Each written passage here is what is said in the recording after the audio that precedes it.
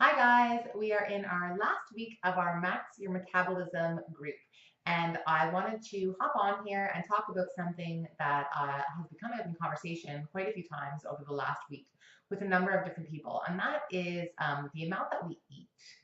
So I wanted to kind of discuss this because this is something that is close to my heart. It's a little bit hard for me to talk about, to be honest, but I've had trouble in the past with not eating enough, and I know that it has wreaked havoc with my metabolism. So I just wanted to tell a little story about that, and then I wanted to discuss maybe what we should be doing in order to stay healthy and keep our metabolism revving. So back in the past, in high school, I was overweight. I've always been overweight. I've always been active and overweight. So it was always a source of struggle for me because I knew I was being active. I knew I wasn't really doing anything to cause the overweight aside from maybe genetics and maybe some not so great eating habits at home, but nothing crazy when I was younger. And then I know that just something that I have to deal with, right? In order to remedy that situation when I was in high school, I stopped eating like I should have been. So I really reduced the amount that I was eating. It wasn't healthy at all. So that's kind of hard for me to talk about, to be honest. And that continued on a little bit through university, not quite as much. And then I started to really cut carbs right out.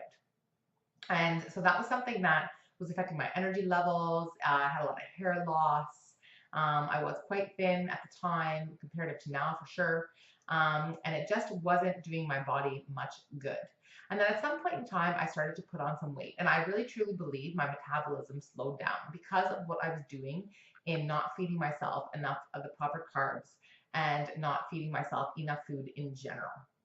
And so then I came across this program, and I mean, there's some time in between there, right? There's kids, there's this, there's that, whatever. I've always been kind of a healthy eater, as you would say, cognizant of the different types of calories.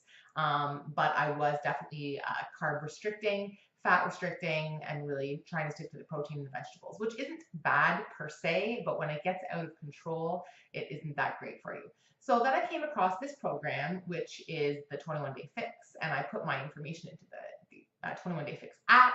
And then it showed me, you really need to be eating your 4 carbs a day, your 6 proteins, your veggies, your fruits, all that. And I thought, wow, when I started to actually measure those things out and actually eat those, I realized previous to that, I really was not eating very many carbs at all. And actually, when I started to put some carbs in, my body started to release some weight, which is kind of interesting.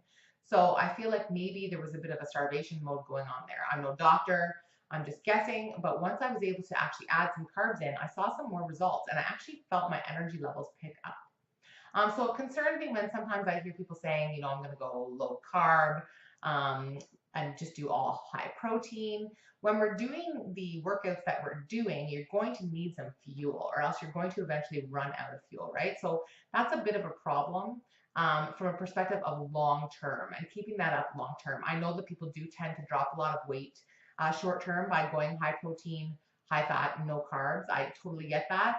And I'm not suggesting that you're going to be eating pasta for lunch, breakfast, dinner, everything else. But if you do follow the 21 Day Fix app, it's really a great indicator of if you're getting enough of that in your diet. And I was actually just talking to my friend, Emily was over the other day, and we were talking about this because in this specific round of 21 Day Fix, where I'm doing the extreme version, I'm gaining a lot of strength. I'm not losing a lot of pounds. I'm losing a little bit of inches, but not a ton. And I noticed I wasn't tracking my food religiously like I had been previously. And I started to reduce my carbs just instinctively because that's what I do. If I come home from work and I'm grabbing a snack, I'll grab an apple and some peanut butter. And I won't grab any kind of carb because I just kind of shy away from that. And I think it's been hindering my progress. So I wanted to share that with you. I'm going to go back to being very strict on the calculating my 21 Day Fix app, my categories, and making sure I'm getting those in. And I want to see what kind of difference that makes. And I'll definitely let you guys know. But I feel like for sure, by restricting those carbs, I have not seen a better result in terms of my inches and weight loss. So I want to go back and do what I know I should be doing by following that 21 Day Fix nutrition to a T. So please reach out to me if you're in that situation. If you've been cutting back your carbs and you feel like that's the best way to get there. I don't think long term it's going to be the best way for long term weight loss and results. And according to the trainers and nutritionists who put together this program, they don't believe so either. So it's just something to think about. Of course, your body is your own, so you're going to do what works for you. But I just wanted to share something that kind of happened to me in the past, and that I kind of slip back into that occasionally, and how maybe we can remedy that and get back on track. So hope you're having a great week so far, and I'm so happy it's a short week. I can't even tell you. And we will chat again soon. Cheers.